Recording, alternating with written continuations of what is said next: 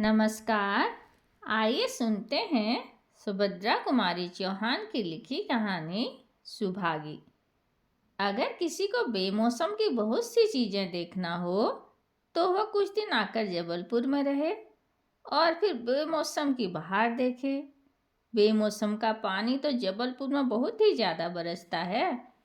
माघ महीने की एक रात की बात है। सर्दी बहुत जोर की थी और साथ ही साथ थी खूब तेज हवा, जो तीर की तरह हृदय को बेधती हुई जान पड़ती थी। बादल तो इधर कई दिनों से थे। थोड़ी बहुत बूंदाबांदी भी हो जाया करती थी, किंतु आज शाम को तेज तूफानी हवा के साथ जो पानी बरसा था वह बरसात के दिनों की याद दिला रहा था। इस समय पानी तो बंद था, परंतु बिजली की कड़कना, बादलों का गरजना और हवा का तूफान उसी तेजी पर था जैसे शाम को था। इस समय वही मौसम था जिसमें मैं बहुत घबराती हूँ। ऐसे आंधी, पानी और तूफान में मुझे डर भी बहुत लगता है। कोई विश्वास न करेगा, पर मैं सच कहती हूँ। जब ऐसा अंधड़ उठता है और मेरे बच्चे घर से बाहर रहते हैं, तब मेरे मन में यही आशंका बनी रहती है कि कहीं ऐसा न हो कि इस आंधी में मेरा बच्चा उड़ जाए। ऐसा हो नहीं सकता, यह मैं अच्छी तरह जानती हूँ, परंतु फिर भी मैं घबराती हूँ। कोई काम नहीं कर सकती, कुछ लिख पढ़ नहीं सकती, यहाँ तक कि एक जगह बैठी भी नहीं रह सकती। एक अजीब तरह की बेचैनी बनी रहती है और जब तक बच्चे लौट कर नहीं आते वह शांति नहीं होती। हाँ, तो मैं माघ महीने की एक तूफानी रात की बात कह रही थी। शाम से ही आंधी पानी का जोर था। मेरी आंखों की नींद और बच्चों की याद, दोनों में होड़ तो रोज ही लगी रहती थी और प्राय यही होता था कि नींद के सामने बच्चों की याद ही विजयी हुआ करती थी। ऐसे मौसम में तो मुझे वैसे ही कम नींद आती है, फिर जब बच्चों की याद आ रही हो तो नींद भला कैसे आ सकती है। जब बादल बहुत जोर से गरजते और बिजली कड़कती तो मेरी आंखों के सामने महीनों पहले का एक दृश्य आ जाता। बरामदे में एक तरफ मेरा पलंग और उसी से सटी हुई मेरे नन्हे की खाट, जहाँ बादल गरजे, बिजली चमकी और मेरे नन्हे ने पुकारा, अम्मा, बादल तो बहुत जोर से गरजते हैं, मुझे डर लग रहा है। माँ, तुम अपना हाथ मेरी खाट पर रख दो तो मैं सो जाऊं। मेरा नन्हा आज इस समय भी वहीं कहीं सोया होगा। बादलों की तड़प से उसकी नींद आज भी खुल गई होगी और वह डरा भी होगा। उसे रात में शायद याद न रही हो और उसने माँ कह के पुकारा भी होगा, परंतु एक ही शहर में रहकर उसमें और उसकी माँ में कितना अधिक अंतर है। मेरे हृदय में प्रबल वेग के साथ एक तूफान सा उठा। मैं फिर बैठ न सकी, उठकर टहलने लगी। इसी समय मुझे बाहर बरामदे में किसी मनुष्य की छाया सी दिखी। मैं कुछ घबराई और डरी, फिर तुरंत ही ध्यान में आया कि यह तो जेल है, यहाँ चोर कहाँ से आ सकेगा। सीकचू के पास जाकर पूछा, कौन है बाहर? मैं हूँ बहन जी, उत्तर मिला। मैंने देखा बाहर बरामदे की जाली से सटी हुई सुभागी खड़ी है। मैं उसके बहुत पास तक चली गई और मुझे ऐसा जान पड़ा कि सुभागी रो रही है।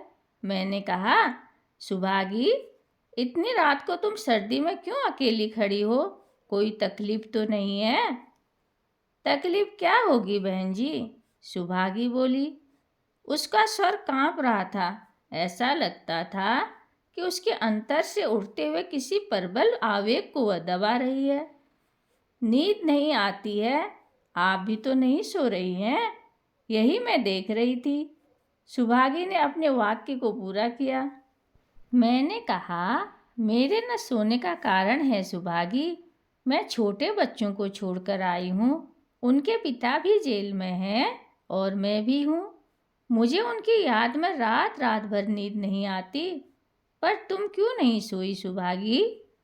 मेरा भी एक बच्चा है बहन जी, सुभागी ने कहा और एक गहरी सांस के साथ चुप हो गई। मैंने कहा, तुम्हारा भी बच्चा है, पर कोई ना कोई तो होगा ना उसे देखने वाला। मेरे बच्चे तो अकेले हैं, इसलिए मुझे इतनी फिक्र रहती है। उसे देखने वाला भगवान को छोड़कर और कोई नहीं है बहन जी। कोई होता तो इतनी बेचैनी न रहती, सुभागी ने कहा और उसकी आंखें सजल हो उठी। मैंने पूछा, बच्चे का पिता कहाँ है? जेल में, सुभागी ने संक्षिप्त सा उत्तर दिया और चुप हो गई। मुझे सुभागी पर कुछ क्रोध सा आ चला था। सोच रही थी कि जब उसका पति जेल में था ही, तो आखिर यह क्यों बच्चे को बिल्कुल अकेला छोड़कर चली आई? बच्चे के प्रति भी तो इसका कुछ कर्तव्य है। माना कि इस परवाह में बह गई, पर तब क्या बच्चे को बिल्कुल भूल गई थी और अब रात खड़े खड़े बिताया करती है? मैंने रूखे स्वर में पूछा, जब तुम्हारा पति जेल में था और तुम्हारे बच्चे को देखने वाला कोई न था, तब तुम्हें जेल आने की क्या पड़ी थी? तुम्हारे एक के आने न आने से क्या फर्क पड़ जाता? मैं अपने मन से नहीं आई, मुझे तो जबरन पकड़ कर लाए हैं, सुभागी ने बतलाया। मैंने उसकी ओर ध्यान से देखकर पूछा, तुम क्या बहुत दिनों से कांग्रेस का काम करती हो? सुभागी बोली, नहीं बहन जी, मैंने कभी कांग्रेस का काम नहीं किया और मैं इन बातों को समझती भी नहीं। मेरा आश्चर्य अब बढ़ चला। मैंने पूछा, फिर तुम्हें पकड़ा कैसे है? सुभागी ने कहा, कैसे पकड़ा? क्या कहूँ बहन जी, बात यह थी कि मेरे पति और थानेदार से एक बार किसी बात पर कहासुनी हो गई थी। तब से वह अदावत मानता था और इसी से आंदोलन के उठते ही उसने उन्हें पकड़वा दिया। अब घर में मैं अकेली थी और वही 9 साल का मेरा बच्चा। थानेदार आचरण का अच्छा नहीं है। उन्हें जेल भेजकर वह मेरे पास आया, कहने लगा, तुम्हारे आदमी को पकड़ ले जाने का मुझे दुख है, पर हमको तो हुक्म की तामीली करनी ही पड़ती है। जैसा ऊपर से हुक्म आया किया। पर सुभागी, तुम किसी तरह तकलीफ न उठाना, रुपये पैसे से मैं तुम्हारी मदद करता रहूँगा। जब तुम्हें कुछ ज़रूरत हो घर पर आ जाना या कहलवा भेजना, मैं खुद चला आऊँगा। बहन जी, उसकी इस बात का अर्थ मैं समझती थी। मैंने कहा, अब आबरू न बचेगी, यह किसी समय भी आकर मेरा पानी उतार सकता है। अपने पास पड़ोस वालों से सलाह की। सबने कहा कि मेरा कहना तो ठीक है, परंतु सब कुछ जानकर भी वे लोग थानेदार के विरुद्ध एक शब्द न कहेंगे और मेरी कुछ सहायता न करेंगे, क्योंकि थानेदार किसी को भी संदेह पर ही पकड़कर जेल भेज सकता है, उसे अधिकार है। फिर बिना मतलब क्यों कोई जेल जाए? और सबकी राय हुई कि मैं गांव छोड़कर दूसरी जगह चली जाऊं। शाम को थानेदार का आदमी मुझे बुलाने आया। मैंने कहा, मैं नहीं आऊंगी, मुझे कुछ नहीं चाहिए। इस पर वो बहुत चिढ़ गया। उसने मुझे धमकी दिलवाई कि यदि मैं उसकी बात न मानूंगी तो मुझे पछताना पड़ेगा। मैं सब बात के लिए तैयार थी, पर आबरू नहीं बेचना चाहती थी। उसी रात में बच्चे को लेकर गांव छोड़कर चली आई। और बहन जी, सवेरे यहाँ के स्टेशन पर उतरते ही पकड़ ली गई। कुछ पर्चे न जाने कहाँ से मेरी पोटली में रख दिए गए थे। उनका कहना था कि मैं उन पर्चों को बांटती फिरती थी। मेरा रम्मू रोने लगा। मैंने कहा, इसे अकेला कहाँ छोड़ूंगी, इसे भी मेरे साथ ले चलो। पर वह मेरी कब सुनते थे। रोते हुए बच्चे को जबरदस्ती मुझसे अलग करके लारी पर बिठा ले आए और बंद कर दिया। तब से 2 महीने हो गए, बच्चे की कोई खबर नहीं है। जब पानी बरसता है, बादल गरजते हैं, तब जी और भी व्याकुल हो उठता है। कहाँ सोया होगा, क्या खाया पिया होगा उसने। मेरा कोई रिश्तेदार भी नहीं है और गांव वाले तो थानेदार के डर के मारे उसे अपनी छाया भी न छूने देंगे। उसके बाद बहन जी एक दिन दफ्तर में मजिस्ट्रेट ने बुलवाया। वहाँ वही थानेदार भी था। मुझसे कहा कि तुम कह दो आगे से कोई भी कांग्रेस का काम न करोगी और थानेदार साहब के कहने में रहोगी तो तुम्हें छोड़ देते हैं। मैंने कहा मुझे नहीं छूटना। बहन जी वैसे तो मैं कभी कांग्रेस का काम नहीं करती, पर यह तो माफ़ी मांगना हो जाता ना, और इससे कांग्रेस की बदनामी होती। फिर छूटकर भी तो उसी पिशाच थानेदार के चंगुल में फंस जाती। इसलिए यह कह के कि मुझे नहीं छूटना है चली आई। पर बच्चे की ममता है, रात दिन अंदर एक आग सी लगी रहती है। उसका कहीं से कुछ पता मिल जाता, पर पता कहाँ से मिलेगा? यह तो जेल में है, वह कहाँ गया होगा? और सुभागी का भरा हुआ हृदय जैसे फूट पड़ने के लिए आतुर हो उठा। वह फिर रो पड़ी। मेरे पास सुभागी को सांत्वना देने के लिए शब्द न थे। उसका दुख कितना तीव्र है, उसकी कहानी कितनी करुण है, उसे क्या कह के समझाऊं? बच्चों के लिए हृदय कितना व्याकुल रहता है यह मैं जानती हूँ।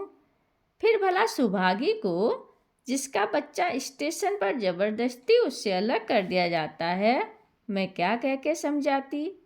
यह सोच ही रही थी कि मेरी बच्ची ने जगाकर मुझे पुकारा और बिना कुछ कहे ही मैं उठकर अंदर बच्ची के पास चली गई। उसी प्रातःकाल 11 बजे मैं टांके पर नहाने गई। नहाकर कपड़े धो रही थी कि तभी सुभागी भी आई। वह मुरझाया सा चेहरा और बुझी बुझी सी आंखें। मेरा हृदय सुभागी के दुख से दबा सा जा रहा था। मैं उसकी तरफ देख भी न सकी कि इतने में ही जमादारिन ने लाकर मुझे एक पत्र दिया। पत्र मेरे बच्चों का था और कपड़ा धोना भूलकर मैं पत्र पढ़ने लगी।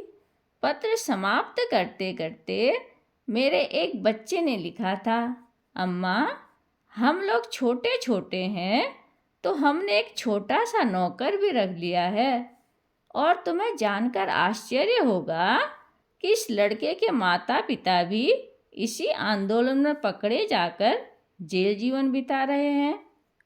इसका नाम रम्मू है। अच्छा सा लड़का है माँ, और हम लोग उससे नौकरों सरीखा बर्ताव भी नहीं करते, उसे पढ़ाते लिखाते भी हैं। पिता की गिरफ्तारी के बाद माँ के साथ शहर नौकरी करने आया था। स्टेशन पर ही उसकी माँ पकड़ ली गई। तब से कई जगह नौकरी करने के बाद अब हमारे घर आया है और उसे यहाँ अच्छा लगता है। कहता है कि अपने माता पिता के छूटने तक वह हम लोगों के पास ही रहेगा।